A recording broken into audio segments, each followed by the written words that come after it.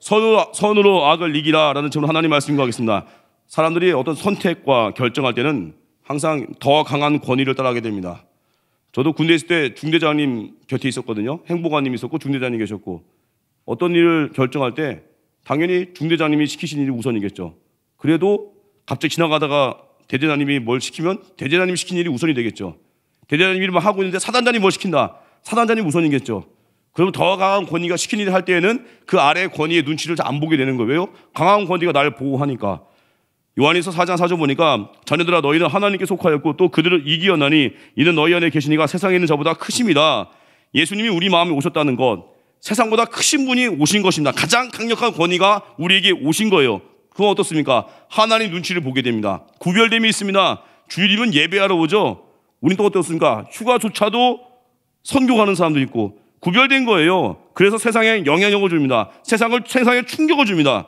오늘 제주 선교 첫째 날인데 우리 제주와 우리 일상 가운데 강력한 영향력을 행사하기 위해서 세 가지, 능력의 비결 세 가지다. 첫 번째, 구별됨이 힘이라는 거예요. 구별은 거룩이죠. 다르게 산다는 거예요. 세상의 길 따라가지 않고 하나님 말씀의 길 걷는다는 거예요. 미국의 어느 교회에서 있었던 일이라고 합니다. 예배당을 새로 마련했습니다. 근데 그 예배당 건물이 원래 술집으로 쓰던 건물이래요. 술집 주인이 교회에다가 이제 건물을 파는 거예요. 이제 인테리어를 하고 거기서 예배 드리게 됐습니다. 그런데 술집 주인이 앵무새 한 마리를 길렀는데 앵무새를 그냥 교회에 주고 간 거예요. 선물처럼. 근데 앵무새가 이제 주일에 예배 드리러 오는 교인들을 이렇게 보게 되는 거예요. 이제 목사님이 들어옵니다. 앵무새가 말합니다. 새 주인이네. 그 다음 찬양대가 딱 섰습니다. 앵무새가 말합니다. 새 팀이네. 이제 교인분들이 한 분씩 들어옵니다. 앵무새가 말합니다. 그 손님이네. 참 부끄럽죠. 건물이 술집일 때 본 사람이라는 거예요. 참 이게 진짜 실제 있었던 일이라고 하기엔 참 믿기 애매한데 뭐 믿어줘야겠죠. 크리스찬들이 평일에는 세상 사람과 똑같이 살다가 주일만 와서 교회 와서 예배드리는 모습, 참 부끄러운 비유 아니겠습니까? 그리스도인은 세상과 다른 삶을 사는 것입니다. 본문의 핵심이 21절인데 악에게 지지 말고 선으로 악을 이기라. 악에게 지지 말라는 거예요.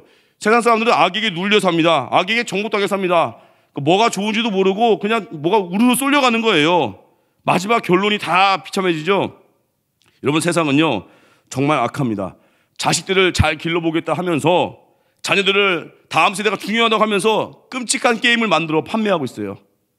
그렇게 뭐 국민들의 건강을 생각한다고 하면서 나쁜 음식들 만들어내서 그거 팔아먹으려고 하는 사람들. 또 이 시대 청소년들 어떻습니까? 청소년들 요즘 뭐 범죄의 온상 같은 곳이라고 하는 뭐 룸카페요? 아예 그거 죄악의 온상이 될 수 있는데 아예 없애자는 말은 안 하고 뭐 계속 뭐 미봉책으로만 그걸 때우고 있어요. 그게 다음 세대의 사랑입니까? 병원 의사분들도 그래요. 뭐 다 물론 훌륭한 분 많습니다.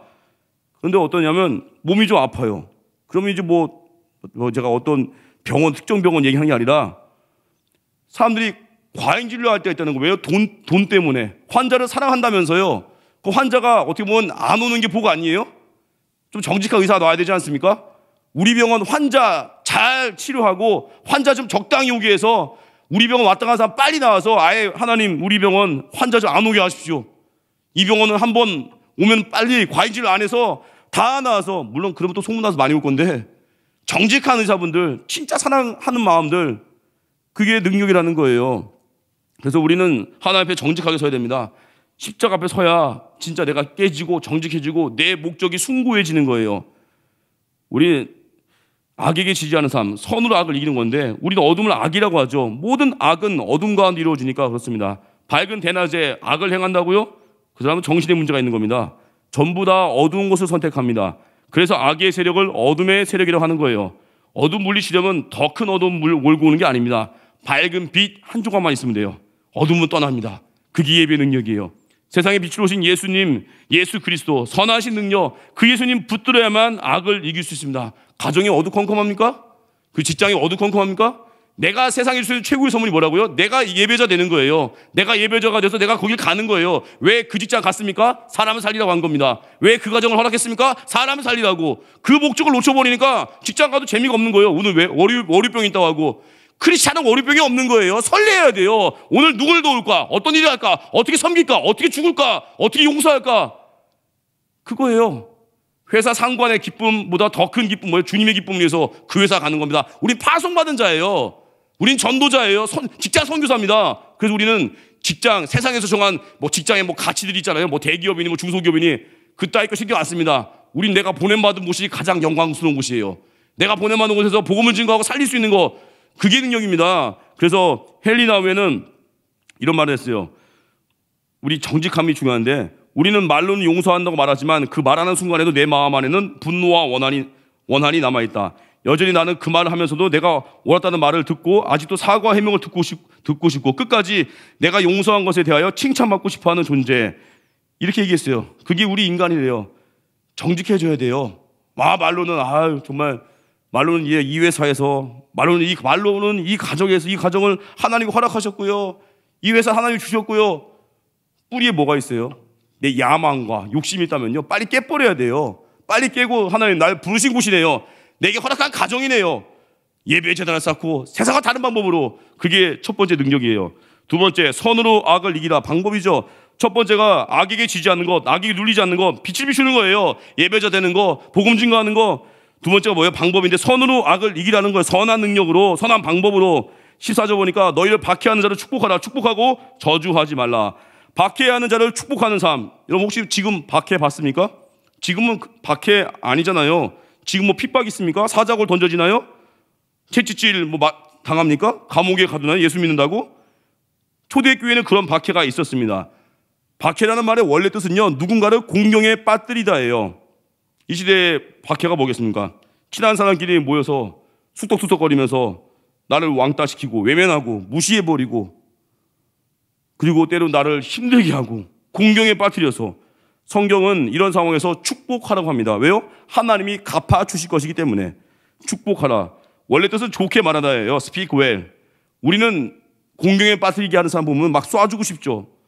우리가 똑같이 맞받아치고 일이랑 싸우다가 더 센 일이가 되면 악에게 진 겁니다.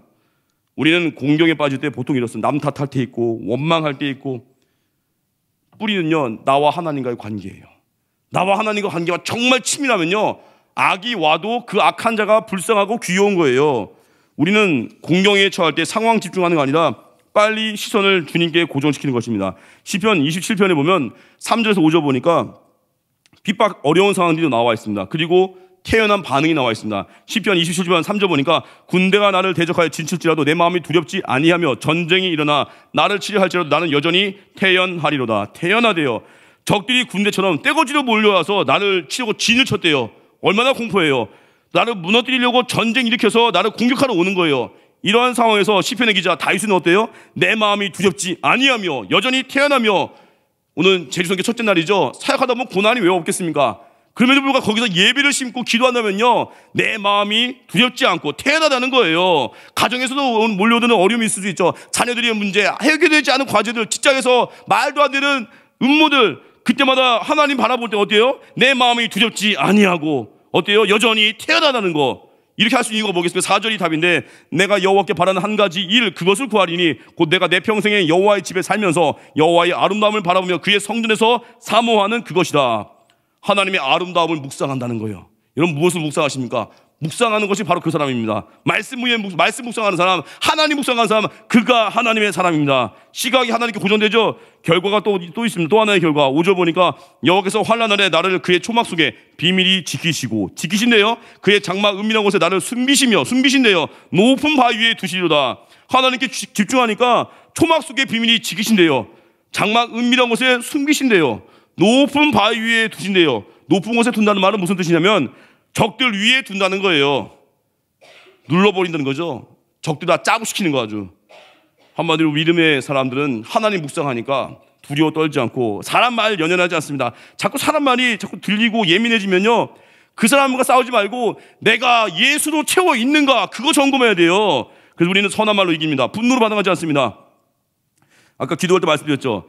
여러분 사탄이 이제 욥을 공경에 빠뜨리고 욥을 손대잖아요. 제가 이렇게 문제를 내봤습니다. 청년팀도 가서 해보고 저도 틀렸어요. 사탄이 욥에게 처음 손댄 게 뭐예요? 욥의 자녀들이요? 아닙니다. 저도 욥의 자녀인 줄 알았어요. 성경 또 자세히 보니까 사탄이 욥을 첫 번째 친 거는요, 가축이에요. 소와 양을 포함한 가축인데, 구약 문화에서 이거 이제 2단부터는 토미 테니의 해석이에요. 하나님의 관점이라는 책에 나오는 내용인데, 토미 테니의 해석이 참 탁월해요.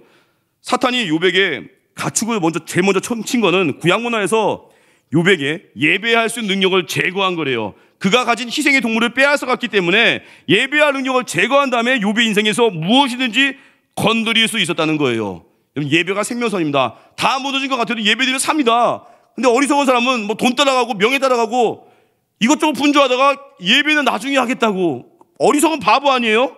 예배가 생명선입니다. 욥기 마지막 장에 회복이 어떻게 회복됐습니까? 회복도 예배였어요. 하나님이 욥의 친구들에게 말씀했습니다. 토미 테니의 그 책 내용 그대로 읽어드릴게요. 하나님이 욥의 친구들에게 말씀했습니다. 자네들 뭘 좀 해야겠어. 내가 매우 진노했으니까 수송아지와 순양 잡아서 내게 제사로 드리도록 해. 하지만 욥이 그 제물 놓고 기도해야 할 것이야. 이게 뭐냐면 하나님 마치 그 제물들을 욥이 바친 것처럼 만드는 거예요. 여러분 주일날도 자녀분들한테 헌금하라고 용돈 주잖아요. 헌금 주잖아요. 뭐 몇천 원 주기도 하고 어떤 학생은 뭐 10,000원 하기도 하는데 주일날 아이들한테 주일 헌금을 부모가 주죠. 부모가 준 돈인데 어때요? 아이들이 드린 헌금이 되죠. 욥이 수송아지와 순양의 제물을 드린 바 되자 바로 그 다음 절에 욥의 소유물이 모두 예전보다 더 많이 회복되었다고 합니다. 예배의 회복이 모든 것의 회복입니다. 우리 인생에 결국 답은 예배입니다. 예배자 되어야 돼요. 그래서 우리 대한민국에 주신 축복 중에 하나가 새벽 예배입니다. 날마다 하나님의 은혜로 첫 시간을 채우고 간다는 거. 오늘 이렇게 예배가 중요하잖아요. 제일선교도 180여 명이 오늘 선교대원에 제주 땅에 갑니다. 저는 그 생각했어요. 물론 저는 정죄하고 싶지 않습니다. 오늘 이렇게 눈도 왔죠. 저 예수님 오늘 오기가 참 어려운 조건이었어요. 오다 보면 걸어왔는데 저 걸어 다니니까 눈이 한 10cm 이상 쌓여 있는 것 같고 오기 힘들어요. 그리고 또 목요일이죠. 그리고 오늘 제주선교 첫째 날. 저 아마 예수님이 이런 날 오실 것 같아요. 눈 쌓인 목요일 새벽 민준호 목사 설교 때 오실 것 같아요. 오늘 그래도 몇 분 오셨어요. 참 귀합니다. 저는 제주선교는요, 참 제가 보니까 은혜도 있지만 한 가지 자율권이 뭔지 아십니까? 비행기 티켓팅 하는 거예요. 목요일날 그러면 12시까지 도착해서 사역하자고 하면은 이 새벽기도 끝나고도 충분히 시간 되거든요. 근데 비행기 티켓이 자율이다 보니까 어떤 분은 비행기 티켓을 목요일 새벽 7시에 끊어버려요. 그리고 아무렇지 않아요. 표정이. 몇 시에 가세요? 저 7시에 갑니다. 제가 속으로 그러죠. 예배는요? 아무렇지 않아요, 그냥. 어떤 분 6시에 표를 끊고 좋아요. 목사님 되게 싸요. 몇 시인데요? 새벽 6시. 아무렇지 않아요. 제가 그때 느끼죠. 이분에게 예배의 가치는 무엇인가? 한번 보십시오. 오늘 오신 분들 한번 얼굴 기억하세요. 이야, 이분들 장난 아니구나. 눈 오는 날, 제주선교 첫째 날, 마음껏 티켓팅 할 수 있는데 꼭 예배 드리겠다고 오신 분들, 물론 사명 때문에 준비팀이나 뭐 사명 때문에 어제 일찍 가신 분도 있겠지만 우리 인생의 가치를 알아야 돼요. 가치. 예배가 귀하면요, 티켓 값이 뭐 10만 원, 30만 원 하건 50만 원 하건 나 예배 드리고 제주 가겠습니다. 그런 사람 나와야 되지 않겠습니까? 뭘 뻔뻔하게 아무렇지 않게 7시 표 끊었다고. 자랑 아니에요. 수치에 수치. 애서예요. 애서. 어떻게 보면은 팥죽 한 그릇 가지고 장작고 팔아버리고. 너무 화를 내면 안 되는데 그 정죄하는 거 아닙니다. 다음에 잘하라고. 다음에 예배의 가치입니다. 예배의 가치. 저도 오늘 예배 끝나자마자 공항 가야 돼요. 오늘 9시 비행기거든요. 티켓 나와요. 어제도 검색해보니까 9시 비행기 그리 안 비쌌어요. 근데 바보들은 맨날 싼 거 그 값싼 인생 될 것입니다.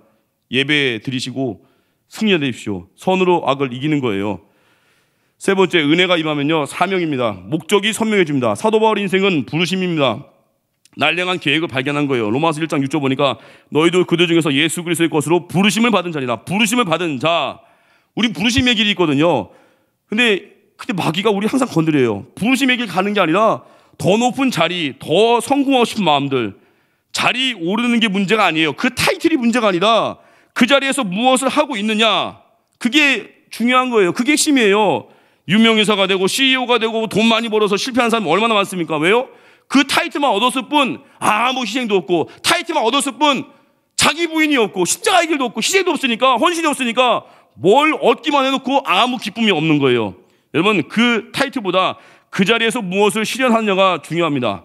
실현하고자 하는 그 가치가 분명하면요, 그 타이틀을 연연하지 않습니다. 그냥 내가 하고자 하는 가치가 뭐예요? 섬기는 거, 희생하는 거. 그러면 그거 순종하다가 하나님 날 불러주는 곳, 하나님이 심어주는 곳, 거기 가는 거예요. 자리가 목적이 되는 게 허망한 거예요. 어떤 20대 신학교 가서 전도사 되신 분, 전도사님 부인 사역하시는 분들 와이프 되면 되게 이제 사모님이라고 존중을 해주잖아요. 사역자가 잘난 것도 아니고 아내가 잘난 것도 아니라 그냥 일단 말씀을 증거하는 자리에 부르셨으니까 존중하기 위해서 우리가 존칭을 쓰잖아요. 그러면 이제 그 젊은 전도사님 부인이 되게 사모님 소리 들으면 어때요? 이제 더 낮아지면서 더 섬기는 건데, 어떤 분이 전도사님 사모님한테 이제 지나가다가 누가 불렀겠죠. 아줌마 그랬대요. 아줌마. 나이도 20대인데 아줌마 했더니 막 그 사모님이 갑자기 뚜껑이 열려가지고 집에 와가지고 씩씩거리더래요. 내가 지금 20대야. 근데 무슨 아줌마야. 내가 그래도 목회자 사모인데 지금 무슨 아줌마야. 막 화가 나더래요. 여기서 한번 생각해 보시죠. 아줌마라고 부른다고 내 역할이 없어져요? 아줌마라고 부르면 내 섬김을 못하는 거예요? 그 타이틀이 뭐 대수라고. 제가 예전에 어떤 형제가 제가 최근에 보낸 문자를 캡처해서 보여주더라고요. 근데 쭉 보다 보니까 제가 그 형제에게 보낸 문자니까 그 형제 휴대폰에 제 이름이 있잖아요. 어떻게 되나 봤더니 얼마 전 일이었어요. 집 목사인데 그 형제가 캡처한 거 보니까 민준홍 전도사님. 아직도 전도사님으로 됐어요. 상처 안 받아요, 저. 어떤 분 지난번에 저 급해서 어떤 분 지나가다 저 부를 때도 그 마음이 급했나 봐요. 민준호 목사님한테 민준호 집사님. 그래서 당황하더니 민준호 장로님 이러다가 상처 안 받아요. 저 목사 되려고 여기 온 거 아니에요. 말씀 증거하다 보니까 하나님 불러준 것 뿐이거든요. 여러분, 타이틀이 목적되면요 불행해지는 겁니다. 자리 연연하면 불행해지는 거예요. 제 동생이 지금 충남 천안에 있는데 어차피 설교 안 들을 거니까, 제 동생의 꿈이요 남자 승무원이었습니다. 오늘 이렇게 비행기 타시는 분들 승무원 보면 멋있죠? 약간 되게 멋있고 또 경쟁도 있다면서요. 제 동생 물론 다른 길 갔습니다. 남자 승무원 되고 싶어 했어요. 승무원. 승무원은 어땠습니까? 그게 타이틀이 목적이 되면 불행해지는 거예요. 승무원의 행복은 뭐예요? 섬기는 거예요. 낮아지는 거예요. 그러면 그 승무원이 하는 일을 꼭 승무원이 돼야만 할 수 있겠습니까? 지금은 또 할 수 있어요. 뭐냐면 이거예요. 승무원이 하는 일들 제가 쭉 묵상해봤어요. 일단 친절해요. 인사 잘해요. 비행기 타면 가끔 불도 꺼서 우리 재워요. 불 켜서 우리 깨운 다음에 음식을 나눠줘요. 서빙합니다. 그리고 필요한 거 있으면 버튼 누르거나 손 들면 갖다 줘요. 불편을 덜어주고. 한마디로 섬기는 일, 서비스업이잖아요. 제가 얼마 전에 교회 앞에 갈비탕 집을 갔습니다. 갈비탕 집 아줌마도 똑같은 일을 하던데요. 음식을 나눠주고 계시고 친절하게 인사해주고 유니폼만 안 입었어요. 그리고 반찬 더 주세요. 더 갖다 주고. 제가 지금 어떤 특정 직업을 지금 격하시키는 게 아니라 다 귀한 일이거든요. 세상은요 비교해요. 어떤 일을 하고 있습니까 하고. 승무원의 꿈을 혹시 접으신 분 있습니까? 작은 식당 하나 차리십시오. 유니폼 하나 걸치시면 똑같아요. 그 식당 차릴 돈이 없습니까? 교회에서 전효숙 권사님과 같이 아침마다 테이블 닦아주시면서 음식 잘 나눠줘 보세요. 전효숙 권사님은 지금 승무원이에요. 미인이시거든요. 70대 승무원. 타이틀이 아니라고요. 지금 내가 하고 있으면 전효숙 권사님은요 평생 승무원이에요. 평생 승무원. 영적 승무원. 아셨습니까? 자꾸 타이틀 따려고 하지 마세요. 변호사. 우리 교도 변호사님 계신데 변호사가 제 고등학교 선배가 15년 사법고시 했는데 안 되더라고요. 그럼 변호사가 하는 일은 뭐예요? 억울한 사람 만나서 그를 대변해주고 아픔을 들어주고, 물론 법적인 부분 전문성이 있겠죠.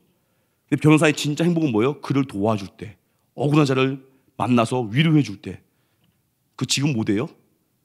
사법고시 패스 못했으면 그거 못하는 거예요?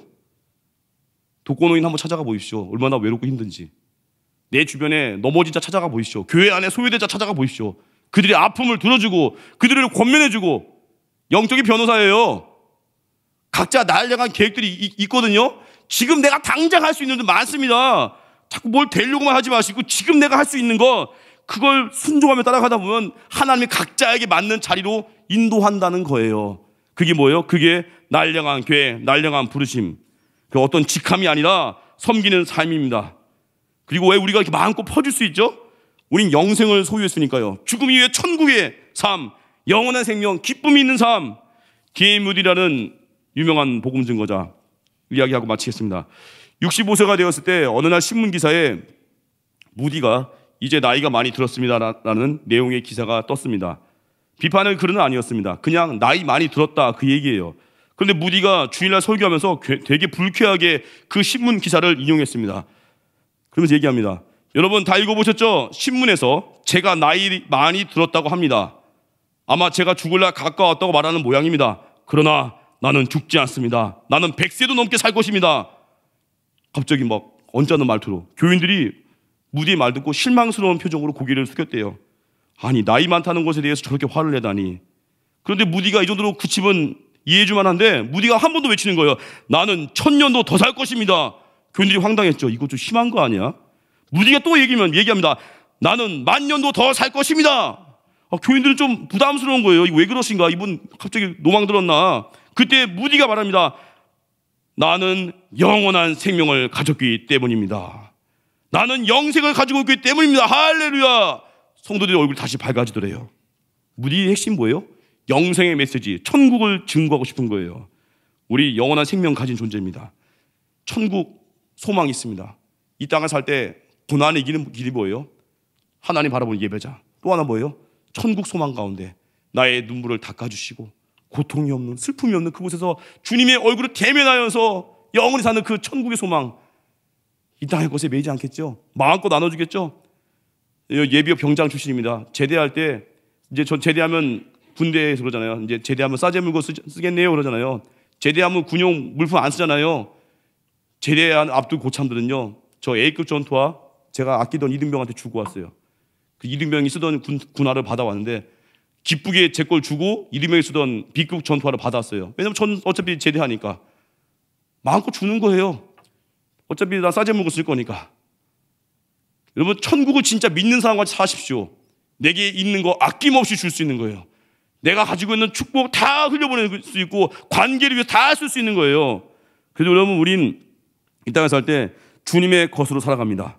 우리 삶 전체가 주님의 소유예요. 주님의 것입니다. 주님이 우리의 소유주입니다. 내 것이 아니라 주님의 것이기 때문에 내 삶의 주인이 하나님이시기 때문에 우리 기꺼이 용서할 수 있고 기꺼이 축복할 수 있고 기꺼이 나눌 수 있습니다.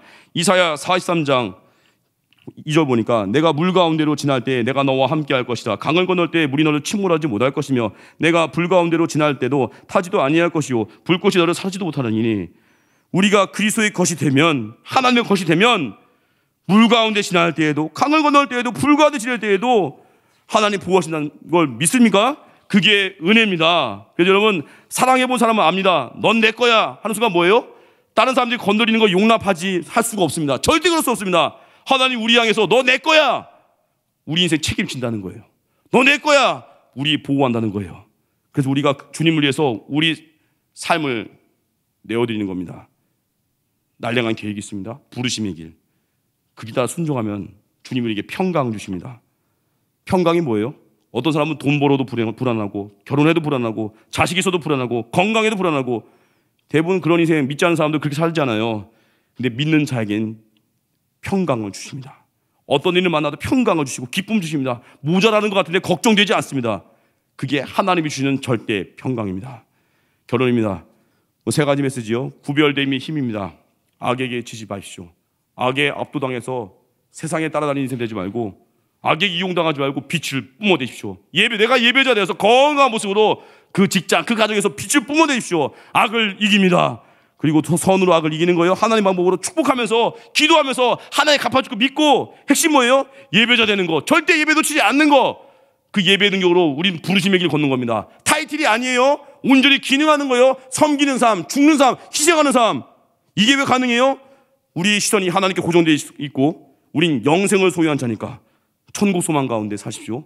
땅의 것에 연연하지 말고 이 땅 가운데 예배자 되고 복음 증거하면서 하나님 영광에 살아가는 하나님의 손 되기를 주님의 이름으로 축원합니다. 자리에서 일어나겠습니다. 하나님의 부르심 찬양하겠습니다.